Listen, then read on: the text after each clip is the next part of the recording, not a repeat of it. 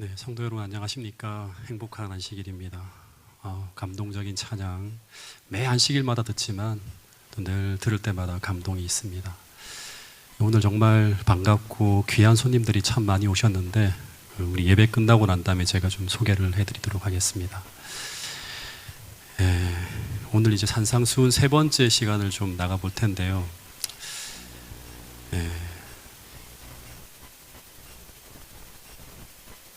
이 땅을 살아가는 모든 사람들의 가장 큰 소망이 있다면 행복하게 살고 싶다고 하는 것입니다.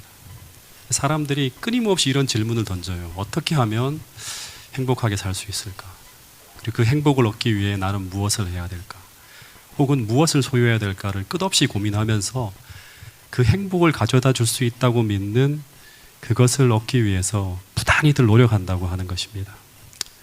근데 문제는 많은 사람들이 그들이 소망하고 있는 것을 얻고 나서도 생각만큼 행복하지 않다고 하는 것입니다. 그리고 그것을 얻어도 그 행복이 지속되지가 않아요. 금방 소멸해 버리는 거예요. 제가 몇 주간 이제 여러분들과 함께 산상수훈의 팔복 이야기를 나누고 있는데요. 어떻게 보면 이 팔복은 우리가 잃어버린 행복을 우리가 어떻게 찾을 수 있는지를 알려주는 하나의 안내서 같은 게 이 팔복이에요. 그래서 팔복을 보면 항상 등장하는 단어가 이제 어떤 단어가 나오는가 하면 복이 있다라고 하는 단어가 나오는데 이 단어가 헬라어로 마카리오스라고 하는 단어를 사용하고 있습니다. 근데 이 단어는 축복받다로도 번역될 수 있지만 또 한편으로는 be happy, 행복하다가도 번역할 수 있는 그런 단어예요. 그래서 심령이 가난한 자는 복이 있다라고 하는 말로도 번역될 수 있지만 심령이 가난한 자는 행복하다, 애통하는 자는 행복하다, 온유한 자는 행복하다로 번역할 수 있는 그런 문장들이에요. 그래서 어떤 학자들은 이 팔복은 인간의 행복에 대한 예수님의 처방전이라고 말하기도 해요. 여러분, 이 땅에 살아가는 수많은 사람들이 이 행복이라고 하는 것을 얻기 위해 무엇을 소유해야 되는지를 계속 묻고 있어요. 근데 아마 당시에도 예수님과 함께 그 축복의 산에 오르는 수많은 사람들이 말은 하지 않지만 성경엔 기록되어 있지 않지만 이런 질문을 하면서 주님과 함께 축복의 산에 올랐을지도 모릅니다. 당신이 메시아라면 이 불행한 삶에서 우리를 좀 행복하게 해달라고, 이 지옥 같은 삶에 좀 행복하게 해달라고. 그래서 그 잃어버린 행복을 찾기 위해서 오늘 우리가 무엇을 소유해야 되는지를 가르쳐 달라고 하는 이런 무언의 질문을 던지면서 산에 올라갔을지 모르겠습니다. 근데 예수님은 우리가 행복하기 위해 우리가 무엇을 소유해야 되는지를 물을 때 수많은 사람들이 팔복을 통한 예수님의 대답은 무엇인가 하면 무엇을 소유하라고 말씀하지 않고 이런 사람이 되라는 전혀 다른 말씀을 하셨다고 하는 거예요. 다시 말해서 행복은 무엇을 소유해야 되는 데서 오는 것이 아니라 행복은 너가 어떤 사람인가에 달려있다고 말하고 있는 것입니다. 다시 말해서 내가 지금 행복이라고 하는 열매를 맺을 수 있는 그런 인격과 품성을 지닌 그런 좋은 나무가 되었는지, 그런 좋은 사람이 되었는지를 한번 자문해 보라고 하는 것입니다. 행복은 거기에 달려있다고 하는 것입니다. 여러분, 그래서 하나님 나라, 이 천국이라고 하는 것은 하나님이 계신 행복한 나라인데, 근데 주님은 바리새인과의 토론에서 천국은 어디 먼 곳에 가서 구해야 되고 무엇을 해야지만 얻는 것이 아니라 천국은 천국의 품성을 소유한 우리 안에 있다고, 너희 안에 있다고 말씀하셨어요. 누가복음 17장 21절 말씀을 같이 한번 읽어볼까요? 시작. 또 여기 있다 저기 있다고도 못하리니 하나님의 나라는 너희 안에 있느니라. 하나님의 나라는 너희 안에 있다고 하는 것은 천국의 품성을 소유한 우리 안에 뭐가 있다? 하나님 나라가 행복이 있다고 하는 거예요. 이 고대 철학자 중에서 행복만을 연구해온 아주 유명한 철학자 중에 에피쿠루스라고 하는 사람이 있어요. 이 사람의 후예들을 에피쿠루스 학파라고 하는데 이 사람을 철학자들은 행복주의자 혹은 쾌락주의자라고 부르기도 하는데 이 사람을 고대 행복학의 시조라고 그렇게 말하기도 한다고 합니다. 근데 이 사람이 쓴 행복론이라고 하는 책에 보면 인간을 행복하게 하는 것으로 이 사람이 세 가지를 꼽았는데요. 여기서 아마 여기에 기초가 되어서 행복론을 풀어가는 사람들이 참 많아요. 제가 뭐 이렇게 좀 이 목사이기 때문에 행복학에 대한 부분을 조금 관심을 갖고 보는데 뭐 최인철 교수의 그 행복학 강의도 이 사람이 이야기하는 것들이 거의 빠짐없이 들어가는 걸 참 많이 보게 됩니다. 근데 첫 번째가 뭔가 하면 이 사람이 이야기하는 첫 번째가 좋은 친구들이에요. 좋은 친구들. 근데 좋은 친구라고 하는 것은 건강하고 좋은 사회적 관계를 통해 만들어지는 것이죠. 정말 깊이 신뢰하면서 서로 의지할 수 있는 그런 좋은 친구 관계가 풍성하게 유지되어져 있는 것이 행복의 필수라고 합니다. 실제 제가 우리 집사님들하고 같이 여행 갔을 때도 이 얘기를 좀 했는데, 최근에 하버드 대학교에서 성인 발달 연구에서도 동일한 결론이 나왔어요. 50대 이상의 사람들 중에서 이런 좋은 관계가 유지되는 그런 좋은 친구가 풍성한 사람들은 80대에서도 행복 지수가 줄지 않았다고 하는 거예요. 특별히 어떤 언급까지 하는가 하면 나이가 들어가는 고통을 이 좋은 관계가 이겨낼 수 있게 만든대요. 네. 두 번째는 이 독립된 상태라고 하는 이걸 자유를 느끼며 살아가는 거예요. 내가 어떤 일을 하든가 뭔가 수동적으로 내가 매여 있다고 하는 걸 느끼며 살아가는 것이 아니라 내가 자유를 누리며 살고 있다고 하는 것을 느끼는 것이 행복의 아주 중요한 요소래요. 그러니까 사람이 수동적이 아니라 능동적으로 가는 거죠. 그 세 번째는 뭔가 하면 매일 생각을 많이 하는 것이라고 하는데, 이것은 뭔가 하면 사회적 관계가 아니라 나와 내 자신과의 관계예요. 즉 행복을 위해서는 내가 내 자신과도 좋은 관계를 맺어야 된다고 하는, 이 굉장히 중요한 거더라고요. 이것은 내가 나를 바라볼 때 내가 느끼는 이 자아 효능감, 자기 안정감, 자기 조절감이라고 하는 것을 느끼면서 내가 나를 보면서도 행복하고 평안하고 안정감을 느끼며 살아가는 것이 행복을 위해 너무나 중요한 거라고 하는 거예요. 내가 나를 신뢰할 수 있어야 되는 거예요. 내가 나를 보더라도 하나님을 믿는 믿음을 통해서 내가 어떤 것을 계획하고 어떤 걸 하고 살아갈 때 그 나 자신을 믿을 수 있어야 되는 거예요. 하나님을 믿는 믿음을 통해서. 그래서 반대로 내가 나를 바라보는데 내가 좌절감을 느끼고 불행을 느끼고 안정감을 느끼지 못하면 정말 불행해지죠. 그러다가 우울감을 느끼면서 살아가는 사람들이 무수히 많다고 하는 거죠. 그런데 이 좋은 친구와 자유를 느끼는 것, 그리고 자기 안정감이라고 하는 건 어디서 올까요? 전부 좋은 품성과 관계되어지는 거예요. 네. 그러니까 좋은 믿음을 가지고 있으면 좋은 품성을 우리가 얻을 수 있다고 하잖아요. 신앙과도 밀접히 관계되어져 있는 거죠. 성경을 보면 인간이 행복을 잃어버리고 불행하게 되는 시점이 언제인가 하면 죄로 말미암아서 인간이 하나님의 형상, 즉 하나님의 품성을 잃어버렸을 때예요. 그때 아담과 하와의 관계는 깨어지고 서로가 좋은 친구가 아니라 뭐 어떤 관계가 되죠? 서로를 미워하며 이 둘 사이가 서로 사랑하는 행복한 관계가 아니라 서로 비난하고 미워하며 서로를 탓하는 불행한 관계로 변화되어집니다. 두 번째는 자유가 사라지죠. 그들은 죄에 매여버리게 되고, 그래서 그들은 자신들이 원하는 대로 살지 못하고 뭔가 매이고 끌려가는 삶을 살아갑니다. 세 번째는 자기 자신을 바라보는데 너무나 수치스러운 거예요. 그래서 어떻게 하죠? 가죽옷을 지어 입잖아요. 즉 내가 나를 바라보아도 너무나 수치스럽고 싫은 거예요. 자기 안정감도 사라지고 자기 효능감도 사라지고 다 사라지는 거예요. 그러면서 이 에덴이라고 하는 여전히 좋은 환경은 그들에게 있었지만 그들은 행복하지 않았습니다. 즉 그들은 하나님의 형상, 하나님의 품성을 잃어버리자 인생의 행복도 같이 사라지게 된 거예요. 다시 말하면 하나님의 품성을 잃어버리면서 하나님이 주신 행복도 잃어버렸다고 하는 것이죠. 근데 대부분의 인간들은 이 행복이 사라진 이유가 무엇인지를 놓치고 있습니다. 대부분의 사람들은 그들의 인생에서 이 행복이 열리지 않는 이유를 그들은 잃어버린 물질과 환경 때문이라고 그렇게 생각을 한다고 하는 것입니다. 그래서 그들은 더 많은 물질을 소유하고 더 많은 권력을 잡고 더 좋은 환경을 소유하기 위해서 노력한다고 하는 것입니다. 그런데 하나님은 우리가 행복해질 수 있는 방법에 대해서 그것이 아니라고 말씀하고 있는 것입니다. 특별히 주님은 이 팔복을 통해서 산상수훈을 통해서 인생의 행복은 창세기 1장에서 내가 잃어버린 그것, 즉 천국의 품성을 다시 회복할 때 우리는 그 천국의 행복을 다시 찾을 수 있을 것이라고 말하고 있는 것입니다. 그래서 팔복 이야기는 또다시 말하지만 천국 백성에게 그 잃어버린 행복을 다시 찾아주기 위해서 하나님께서 다시금 안내하고 있는 그런 이야기가 산상수훈과 팔복의 내용이라고 하는 것입니다. 그런데 우리가 행복하게 살기 위해서 제일 먼저 주님 안에서 회복되어져야 될 품성이 이 팔복 가운데 첫 번째 나오는 행복이 바로 뭔가, 첫 번째 품성이 무엇인가 하면 온유라고 하는 것입니다. 즉 우리가 심령의 가난함과 애통함을 통해서 회복해야 될 첫 번째 품성은 뭔가 하면 온유라고 하는 거예요. 그래서 오늘 우리가 온유하지 못하면 우리는 절대 행복한 삶을 살 수가 없습니다. 그래서 오늘 우리는 이 팔복의 세 번째 이야기를 통해서 그 온유에 대한 공부를 해볼 텐데요. 먼저 이 말씀을 같이 한번 읽어보겠습니다. 마태복음 5장 5절의 말씀입니다. 시작. 온유한 자는 복이 있나니 저희가 땅을 기업으로 받을 것이미요. 좀 이해가 안 되는 이야기 같은데요. 온유한 자는 복이 있나니 저희가 땅을 차지하게 된다고 하는데, 이 땅을 차지하게 된다는 이 말은 이 땅을 소유하게 된다고 하는 말이죠. 이 말의 의미가 무엇일까요? 일반적으로 유대인들은 하나님의 나라를 이 물질적 군사적 의미로 생각했고, 메시아도 그들에게 전쟁에서 승리를 가져다 줄 분으로 기대하고 있었다고 합니다. 그래서 그들은 정복과 싸움의 관점으로 메시아를 생각했고, 그리고 메시아가 나타남으로 이루어질 천국도 정복의 관점에서 이해하고 있었어요.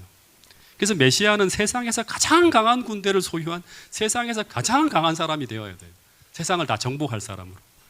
근데 예수님이 이 땅을 정복하고 차지하는 천국 백성은 어떤 사람이다? 온유한 자라고 딱 설명하는 거예요. 그러니까 이 말은 어떤 의미인가 하면, 간단하게 말하면 세상에서 가장 강한 자가 누구다?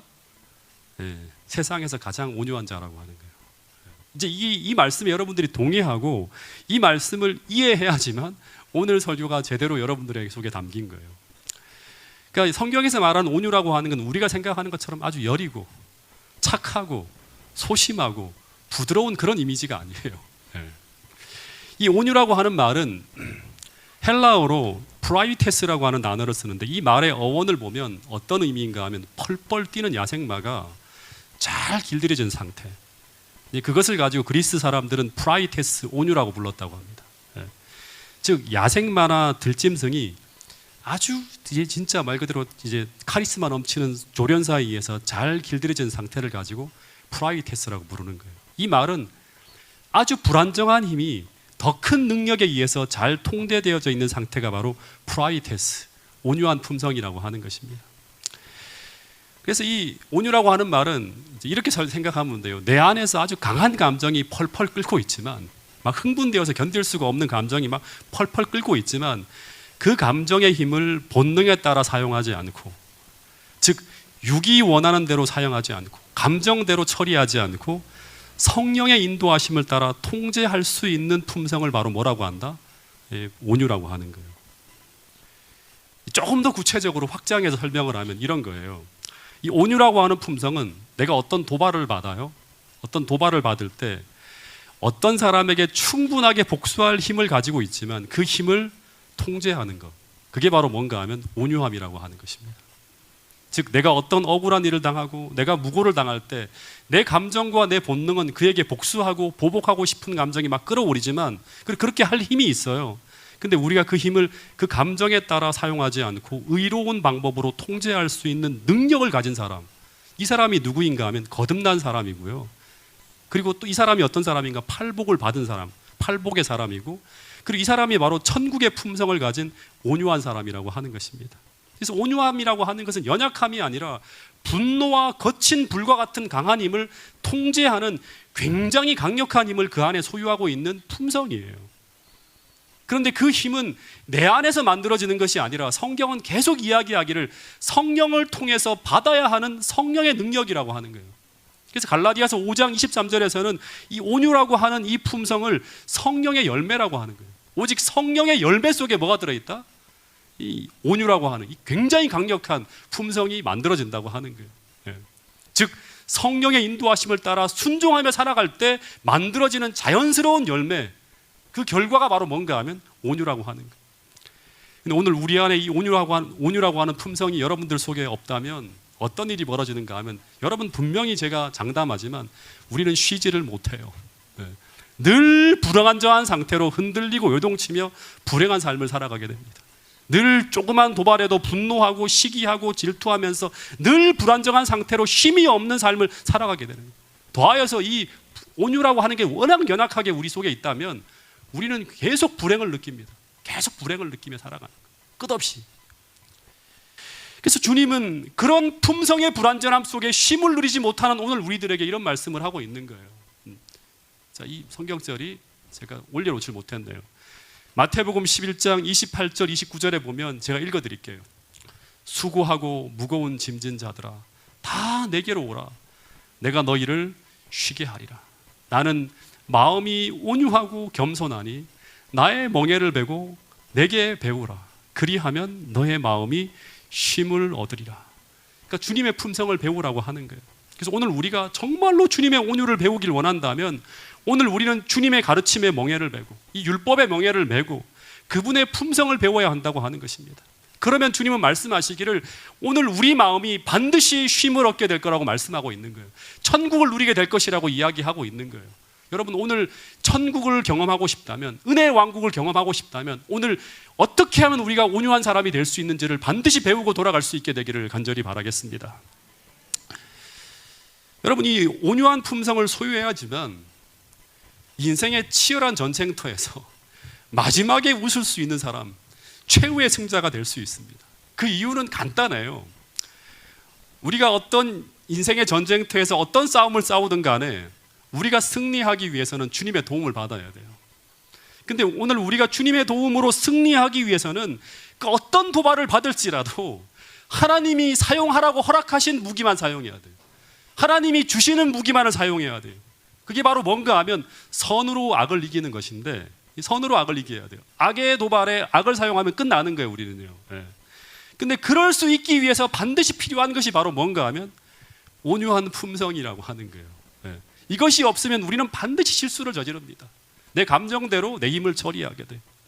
이것이 없으면 우리는 수많은 어떤 혼란 가운데 빠져들게 돼요. 불행한 상황 속에 들어가게 됩니다.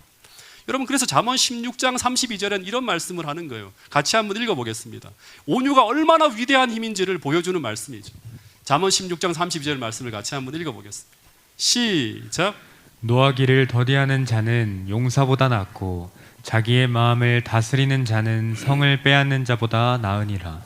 노하기를 더디하는 자는 세상에서 가장 강력한 용사보다 낫고 자기의 마음을 다스리는 게 뭐예요? 이게 온유예요, 온유.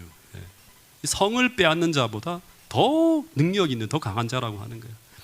여러분, 그래서 사단은 끊임없이 우리를 시험하고 도발하면서 이 온유함을 깨트리려고 해요. 감정에 따라서 우리의 힘을 사용하도록 만드는 거예요. 그러면 우리는 사단의 도구가 되어지는 거예요. 온유함으로 승리하는 사례로 먼저 다윗의 사례를 잠깐 이야기하면, 이 다윗이 인기가 한참 오르자 당시의 왕이었던 사울이 너무나 이 다윗을 시기하고 질투해서 다윗을 죽이려고 합니다. 그래서 10년 동안 다윗은 아주 억울하게 부당한 대우를 받으며 살아가요. 그러던 어느 날 사울이 다윗을 추격하다가 다윗이 머물고 있는 동굴 안으로 들어가게 됩니다. 그때 다윗은 이제 이 사울을 죽일 수 있는 기회가 찾아온 거예요. 그리고 다윗에게는 충분하게 이 사울을 제압할 수 있는 힘이 있었어요. 근데 다윗이 어떻게 하는가 하면 자신의 욕망대로 그 힘을 사용하기를 거부합니다. 내 본능대로 이 문제를 처리하기를 거부해요. 그래서 끝까지 하나님의 율법의 멍에를 메고 자신의 힘을 하나님의 뜻과 방법대로 사용하기 위해 다 내려놓습니다. 그리고 끝까지 사울을 온유함으로 선대합니다. 그럼 또 죽이기로 오는데 그렇게 하는 거예요. 그리고 이로 말미암아 그는 어떻게 하는가 하면 스스로의 힘이 아닌, 스스로의 힘으로 하면 죽여야죠. 죽이고 왕좌에 오르면 돼요. 근데 스스로의 힘이 아닌 하나님의 도움으로 보좌에 앉게 돼요. 근데 만약 이때 다윗이 사울을 칼로 죽였다면 그는 분명히 보좌에 앉게 되지만 평생 그에게는 이런 의문부호가 붙게 돼요. 그게 뭔가 하면 이 다윗이 정말로 하나님이 세운 종이 많을까? 스스로 이야기하는 게 아닐까? 즉 다시 말하면 다윗이나 사울이나 똑같은 사람들이 아닐까? 즉 권력을 잡기 위한 권력투쟁 속에서 사울은 희생되어졌고 다윗은 그 권력투쟁에서 운이 좋아서 이겼기 때문에 왕이 된 것이지 하나님이 세운 종이 아닐 것이라고 하는 이야기가 끊임없이 올라올 거예요. 그러면 다윗은 진정한 승자가 될 수 없었겠죠. 왜냐하면 정통성의 시비가 붙으면 끊임없는 반란이 일어나요. 이 권자를 뒤흔드는. 근데 다윗 안에 있는 그 온유함이라고 하는 그 품성의 힘이 결국 그로 하여금 하나님 안에서 참된 승리자가 되게 만들었다고 하는 거예요. 지금까지도 우리는 다윗을 인류 역사상 가장 위대한 왕으로 봐요. 예수님을 가장 본받은 그런 사람으로 보는 거예요. 하나님의 마음에 합한 자로 보는 거예요. 여러분, 동일하게 예수님이 십자가상에 달려졌을 때 똑같은 일을 하십니다. 수많은 사람들이 무죄한 예수님을 부당하게 조롱하고 침뱉고 그분을 공격하였지만 주님은 그들을 바로 그 앞에서 굴복시킬 충분한 힘과 능력이 있었지만 그러나 주님은 끝까지 그 힘을 아버지의 뜻에 딱 두세요. 그리고 하나님의 방법만을 사용하십니다. 그래서 나오는 성경절이 뭔가 하면 저가 고령을 당하여 괴로울 때에도 어떻게 하는가 하면 이 나쁜 놈들아 하면서 그 입을 열지 않아요. 너희들 어떻게 그렇게 할 수 있니 하면서 주님께서 말하지 않아요. 분노하지 않아요. 베드로전서 2장 23절에 보면 욕을 받으시되 대신 욕하지 아니하시고 더 나쁜 놈이라고 하면서 공격하지 않으셨다고 하는 거예요. 고난을 받으시되 어떻게 했다? 그 힘을 가지고 위협하지 않으면 한 번만 더 그렇게 하면 죽여버릴 거야. 이렇게 하지 않잖아요. 오직 공의로 심판하는 자에게 부탁하시는 것, 이것이 바로 성경에서 말하는 무엇인가 하면 위대한 품성인 온유라고 하는 것입니다. 이 결과 주님은 이 선악의 대쟁투에서 작은 승리가 아니라, 힘으로 제압하는 작은 승리가 아니라 온 세상과 온 우주 앞에서 최후의 승리자가 되시면서 하늘 보좌에 오를 수 있었던 거예요. 이분이 진짜 말 그대로 정말 위대하신 하나님이라고 하는, 모든 사람들이, 온 우주 만물이 인정할 수밖에 없는 그런 품성의 탁월함을 보여주시게 된 것이죠. 마지막으로 인류 역사상 가장 위대한 인간 지도자라고 할 수 있는 모세를 좀 한번 우리 살펴봐야 되는데, 이 모세는 인류 역사상 가장 위대한 인간 지도자예요. 근데 인류 역사상 가장 위대한 지도자인 모세는 성경에서 뭐라고 하는가 하면 인류 역사상 가장 온유한 사람이라고 성경은 이야기합니다. 즉 그는 그 품성의 힘을 통해서 가장 강력한 지도력으로 이스라엘이라고 하는 그 어려운 백성들을 가나안으로 인도하여 드립니다. 근데 그 모세의 품성의 위대함을 가장 잘 보여주는 이야기가 어디에 나오는가 하면 민수기 12장에 나와요. 민수기 12장에 보면 모세의 광야 생활 40년에 가장 힘들고 가장 뼈아프고 가장 고통스러운 사건이 터집니다. 한번 읽어보겠습니다. 민수기 12장 1절부터 3절 말씀을 같이 한번 읽어보겠습니다. 시작. 모세가 구스 여자를 취하였더니 그 구스 여자를 취하였으므로 미리암과 아론이 모세를 비방하니라. 그들이 이르되 여호와께서 모세와만 말씀하셨느냐 우리와도 말씀하지 아니하셨느냐 하매 여호와께서 이 말을 들으셨더라. 이 사람 모세는 온유함이 지면의 모든 사람보다 더하더라.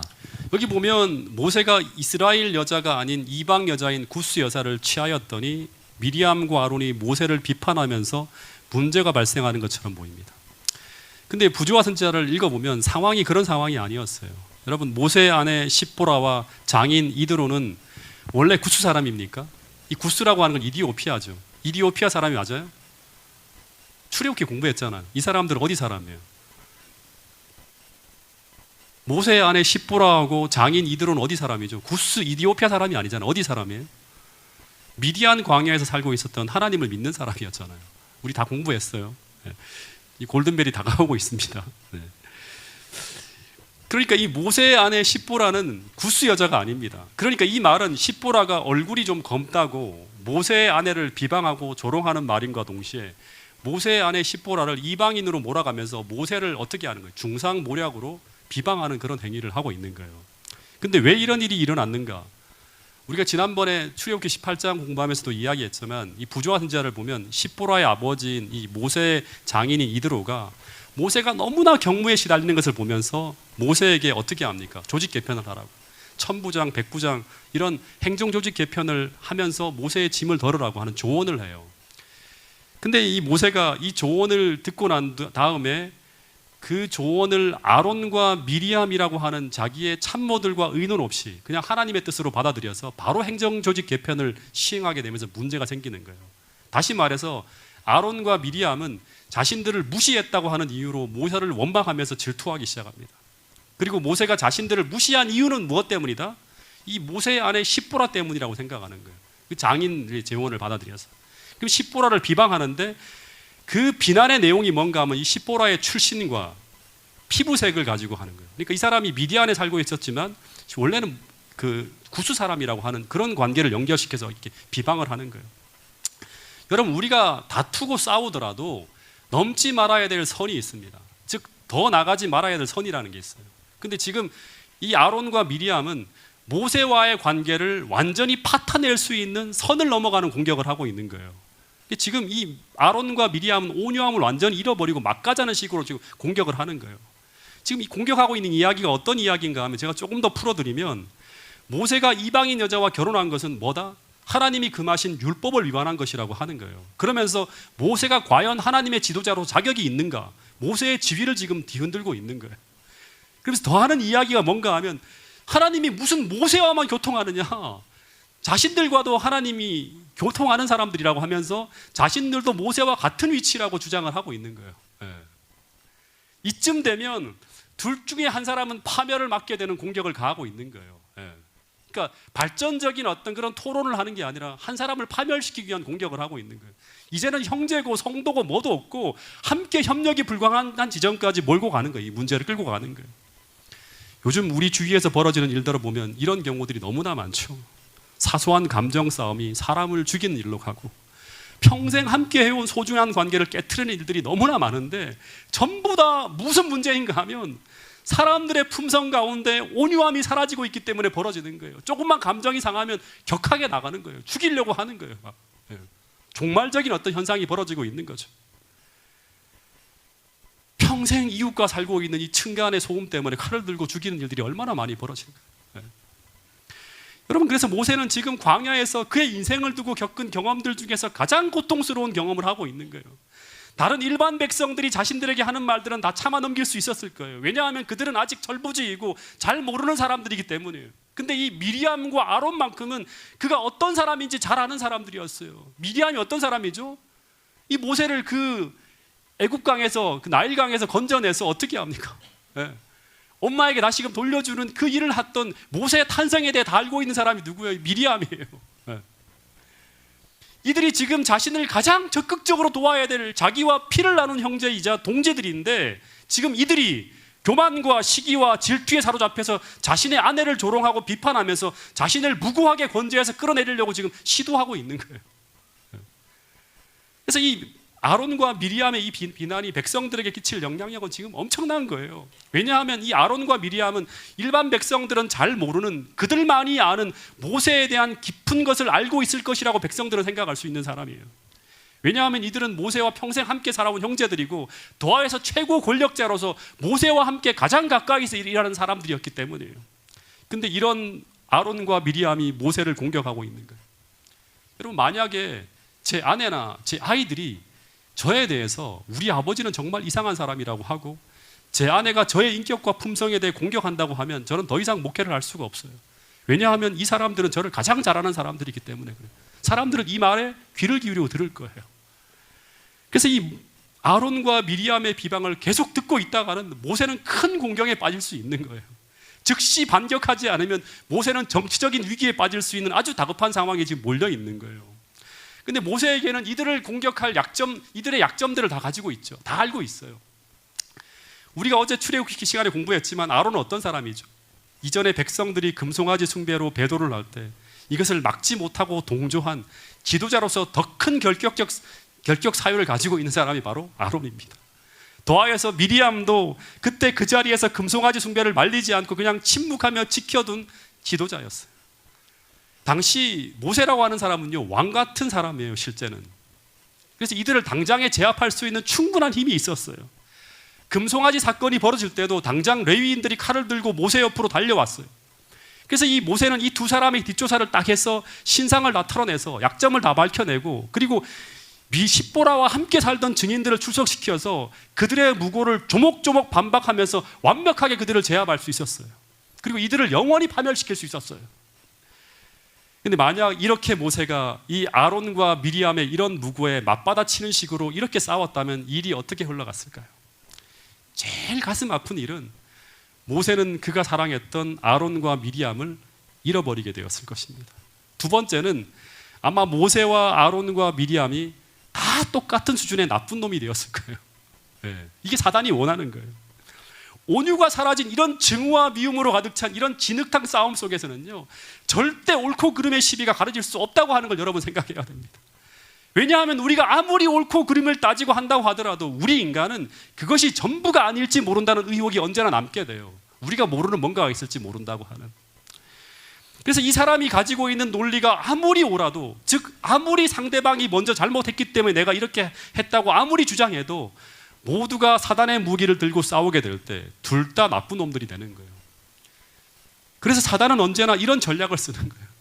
우리에게 온유가 사라지고 미움과 증오로 상대를 공격하기를 바란다고 하는 것입니다.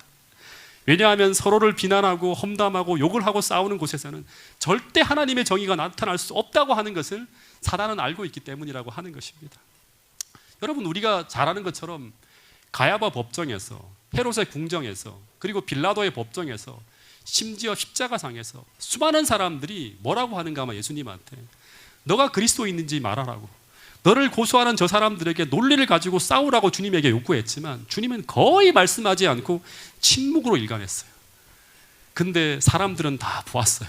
뭘 보았는가 하면 그분이 메시아라고 하는 걸 다 보았어요. 근데 사람들은 무엇을 보았을까요? 때로는 그 사람이 말하는 논리보다 더 강력한 웅변이 바로 뭔가 하면 그 사람의 품성이에요. 품성. 여러분, 이걸 기억해야 돼요. 네. 그래서 예수님은 한마디의 말씀도 안 하셨지만 그분의 그 온유하고 거룩한 품성은 그분이 메시아이고 하늘에서 내려온 분이라고 하는 것을 말보다 더 강력한 웅변이 되어서 외치고 있었다고 하는 것입니다. 마찬가지로 부조와 선지자를 보면 모세는 그들의 비난을 불평 없이 침묵으로 다 드러냅니다. 그리고 하나님께 이 모든 것을 맡겨요. 하나님, 당신께서 시비를 가려달라고. 그러자 때가 되었을 때 하나님이 이 사건을 해결하기 위해 개입해요. 그리고 아주 멋진 말씀을 하세요. 자, 이 말씀을 같이 한번 읽어보겠습니다. 민수기 12장 4절부터 8절 말씀입니다. 시작.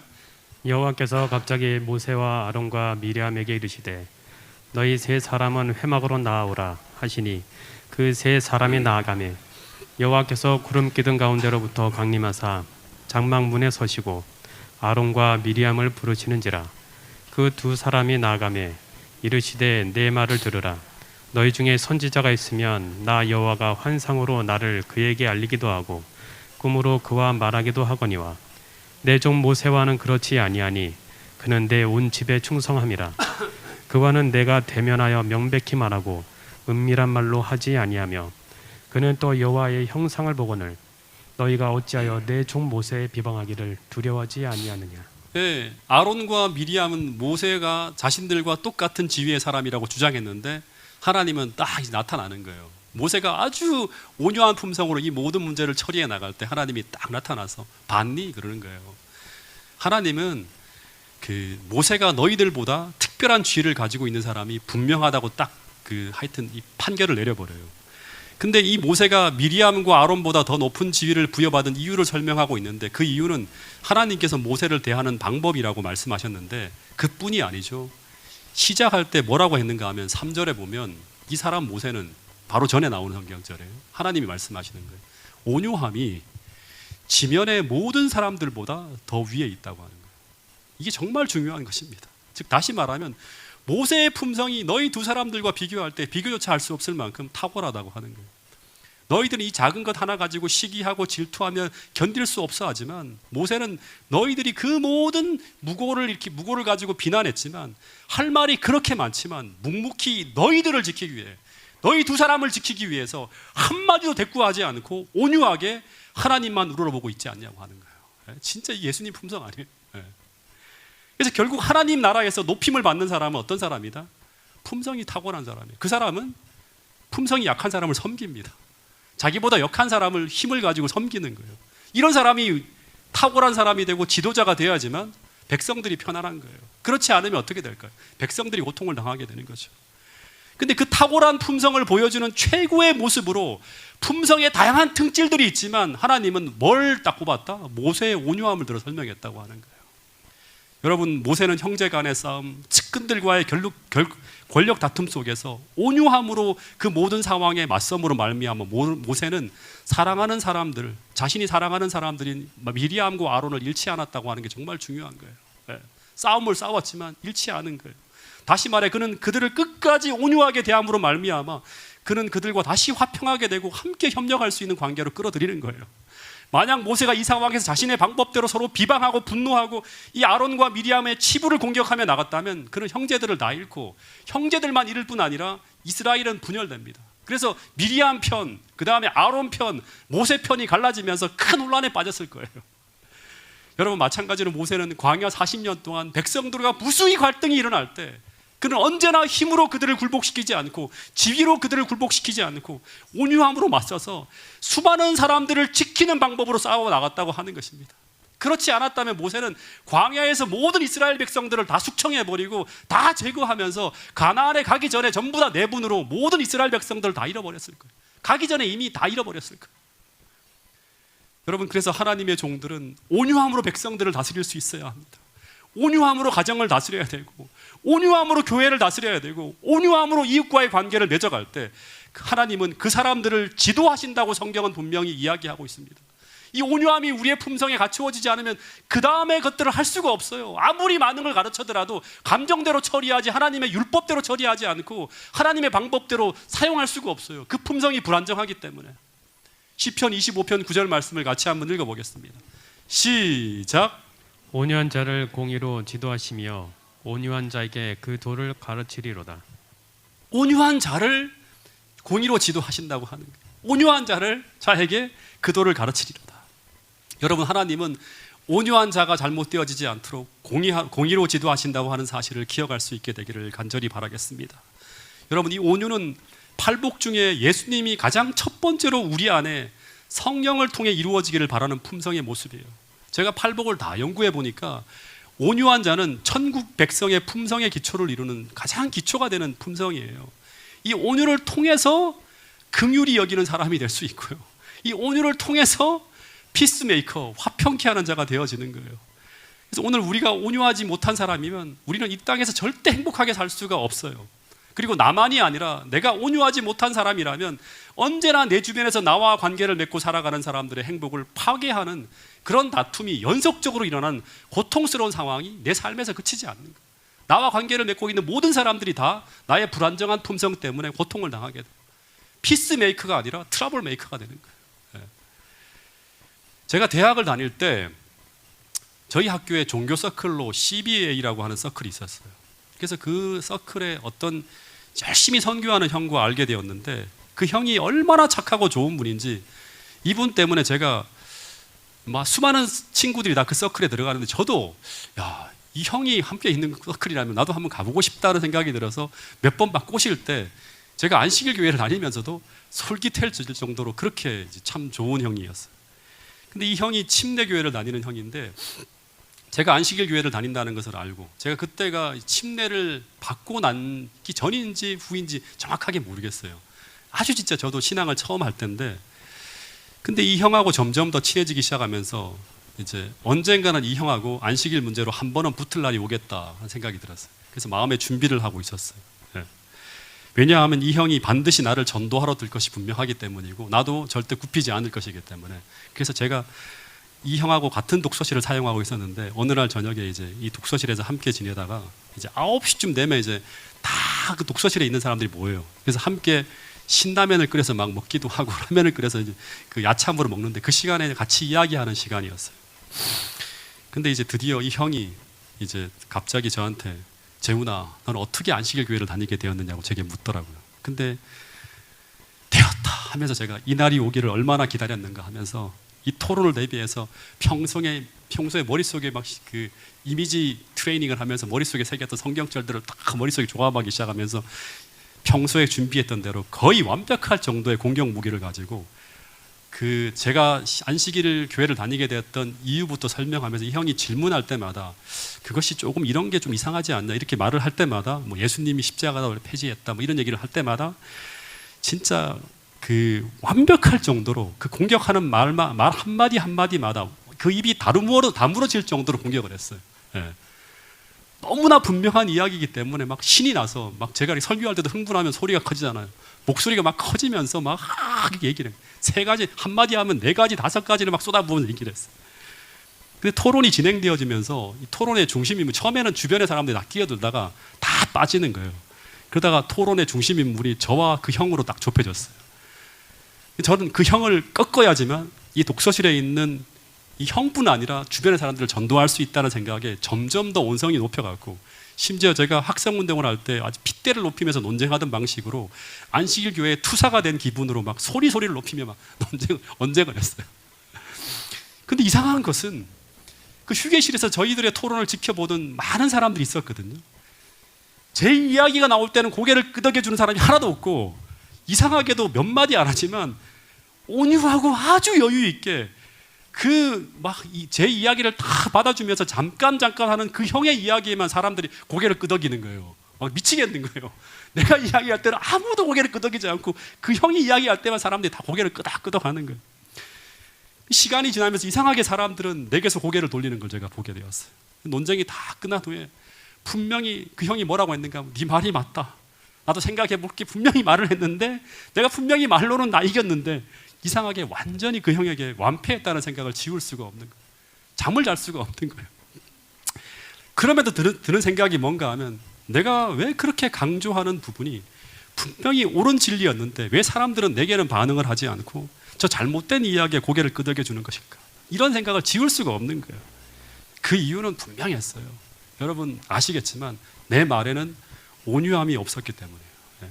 온유함이 없다고 하는 것은 뭔가 하면 내 모습 속에서는 사람들이 볼 때 성령이 함께 하시는 증거를 볼 수 없었다고 하는 거예요. 소리를 지르고 막 언성을 높이는 가운데서는 이미 하나님이 잘 보이지 않는 거예요. 그 모습 속에서는. 왜냐하면 온유함이라고 하는 것은 뭔가 하면 성령이 함께 하시는, 다시 말하면 하나님이 그 안에 계시다고 하는 증거이자 열매였기 때문이에요. 다시 말하면 진리라고 하는 것은 인격 속에서, 인격을 통해서 나가는 거예요. 그래서 이 진리가 그 인격 안에 거하고 있다고 하는 그 진리의 증거가 바로 뭔가 하면 온유한 품성이라고 하는 사실을 여러분 잊어서는 안 돼요. 그래서 이 온유함이 없으면 절대 전도할 때 다 실패합니다. 아무리 진리를 이야기한다 하더라도 사람들은 그 논리를 주목해 듣지 않아요. 논리를 주목하려고 하면 뭐가 있어야 된다? 그 품성이 논리와 함께 가야 되는 거예요. 여러분, 그래서 베드로전서 3장 15절에 보면 우리가 전도할 때는, 진리를 전할 때는 반드시 온유와 두려움으로 하라고 하는 말이 있는 거예요. 이 말씀을 같이 한번 읽어보겠습니다. 시작. 너희 마음에 그리스도를 주로 삼아 거룩하게 하고 너희 속에 있는 소망에 관한 이유를 묻는 자에게는 대답할 것을 항상 준비하되 온유와 두려움으로 하고. 너희 마음에 그리스도를 주로 삼아 거룩하게 하고 너희 속에 있는 소망에 관한 이유를 묻는 자들에게 대답할 것을 항상 준비하되, 논리만을 준비하는 게 아니라 뭐도 준비하라? 온유라고 하는 품성도 준비하라고 하는 거예요. 이게 갖추어지지 않으면 진리가 들어갈 수가 없어요. 사람들은 진리를 인식할 수가 없어요. 여러분, 이제 잠시 눈을 감고 기도하는 시간을 갖도록 하겠습니다. 어떻게 하면 우리는 온유한 사람이 될 수 있을까? 이제 가장 중요한 부분인데, 제가 민수기를 보면 하나님은 모세가 지면의 모든 사람보다 온유함이 승하다고 하시면서 그 다음에 나온 내용이 뭔가 하면 하나님은 모세와 친구처럼 이야기했다고 하는 이야기가 나와요. 이 이야기 정말 중요한 것입니다. 여러분, 우리가 어떤 사람과 교제하며 가까운 친구로 지내게 되면 우리는 그 친밀하게 지내는 친구의 품성과 성격을 닮아간다고 하는 걸 믿습니다. 마찬가지로 모세의 온유함은 하나님과의 친밀한 교제였다고 하는 것입니다. 그래서 오늘 우리도 모세처럼 하나님과 자주 이야기하고 친밀하게 교제하면 우리도 모세처럼 변해갈 수 있다고 하는 것이 성경에서 가르쳐주는 아주 중요한 진리 중에 하나입니다. 특별히 품성의 변화는 오늘 우리가 하나님과 얼마나 질 높은 교제의 시간을 깊고 오래 보낼 수 있는가에 달려있다고 하는 것입니다. 그래서 여러분, 말씀과 기도의 시간은 우리의 품성의 변화의 핵심이라고 하는 거예요. 이것을 우리가 날마다 실천하고 있지 않다면 우리의 품성의 변화를 우리는 기대할 수가 없다고 하는 것입니다. 두 번째는 온유는 성령의 열매라고 합니다. 다시 말해서 성령 안에서 우리가 이루어지는 성령의 열매라고 하는 거예요. 여러분, 오늘 우리가 어떤 영에 이끌려 살아가고 있는지, 즉 어떤 감정을 따라 이끌리며 살아가고 있는가를 우리는 계속 점검해 봐야 된다고 하는 것입니다. 우리가 교동문으로 읽은 말씀인데요, 갈라디아서 6장 7절 8절에 보면 스스로 속이지 말라고 하는 거예요. 하나님은 업심여김을 받지 아니하시나니 사람이 무엇으로 심든지 그대로 거두리라. 자기의 육체를 위해 심는 자는, 육체의 본성을 따라서 맨날 살아가는 사람들은 육체로부터 썩어질 것을 거둔다고 하는 거예요. 파괴적인 결과들을 계속 보게 된다고 하는 거예요. 그러나 성령을 위해 심는 자는 성령으로부터 영생의 열매인 품성이 아름다운 열매를 거두게 된다고 하는 것입니다. 여러분, 행복하게 살고 싶습니까? 그렇다면 꼭 이 온유함을 성령의 임재를 통해 여러분의 품성으로 받게 되기를 간절히 바라겠습니다. 그리고 그 품성을 변화시키는 힘을 경험하기 위해 날마다 하나님과 깊고 깊은 교제의 시간을 보낼 수 있게 되기를 간절히 바라겠습니다. 그리고 그런 인격과 품성이 갖추어질 때 우리는 비로소 세상의 빛과 소금의 역할을 할 수 있다고 성경은 이야기하고 있습니다. 여러분, 모세는 원래 처음부터 온유한 사람이 아니었죠. 모세가 40의 부름을 받았을 때 그는 이 분노의 감정을 잘 다스리지 못하는 사람이었습니다. 그래서 하나님은 이 온유한 품성 한 가지를 갖지 못했을 때 그 한 가지를 위해서 미디안 광야에서 40년이라고 하는 시간을 보내게 되었다고 하는 것입니다.